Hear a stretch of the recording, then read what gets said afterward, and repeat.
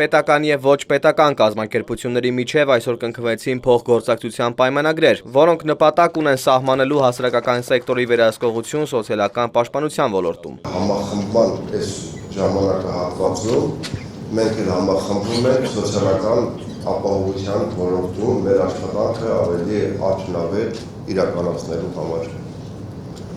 Եվ որն է նպատակը, երբ որ 13 թվականին քննարկվում էր սոցիալական գործակցության մասին օրենքը, այս բոլոր հարցերը փորձում ենք օրենքով կարգավորել եւ կարգավորվեց։ Եվ ինտեգրացված ծառայությունները եւ մնացած բոլորը։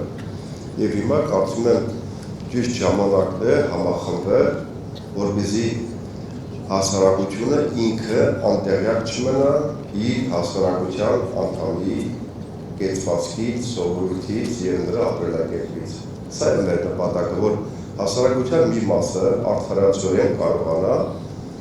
նպատակային պայքարը հասարակության մեկ այլ մասի ողորմի սոցիալական ազատության կարիք նրան օգնության ձեռք մեկնելու համար։ Մեր խնդիրը շատ բարձր է։ Հաշմանդամություն ունեցող անձանց խնդիրներով զբաղվող Լուսաստղ հասարակական կազմակերպության նախագահ Նունե Պեպայանը նկատում է, այս համագործակցությունը կօգնի առավել տեսանելի դարձնել սոցիալական պաշտպանության ոլորտում առկա խնդիրները։ Երբ որ խնդիրը իրենց վրա կրողներն են ներկայացնում, դա մի քիչ այլ պատկեր է, մասնակցելով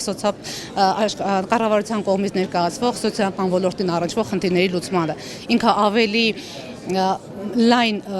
խնդիրներ է բերում, քան թե նեղ, վերևում նստած այդքան էլ միգուցե տեղյակ են, բայց ավելի շատ խնդիրներ ունենալու կամ լսելու կարիք ունի կառավարությունը կամ այս դեպքում աշխատանքի եւ սոցիալական հարցերի նախարարությունը։ Մինչ օրս պետություն եւ հասարակություն համագործակցությունը մեծամասամբ կրել է ձևական բնույթ, նկատում է իրազեկ եւ պաշտպանված սպառող հասարակական կազմակերպության նախագահ Բաբկեն Պիպոյանը։ Խնդիրը կանում է հետեւյալում. եթե ակնկալիքների համակողմանի բավարարում եղավ, մենք կունենանք բովանդակային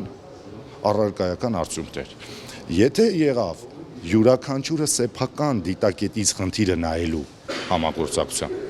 ապա միանշանակ մենք ունենալու ենք ձախողում։ Այս փուլում համենայն դեպս ես մեր կազմակերպության մասով ասում, մենք հուշագիրը ստորագրելու ենք ելնելով հետևյալ սկզբունքից. մենք ձեզնից չենք ուզում։ Մենք դրան պատրաստ ենք, բայց ես ուզում եմ իրանք այնքան անկեղծ լինեն, որ միշտ կարողանան ասեն, թե ով ինչ տվեց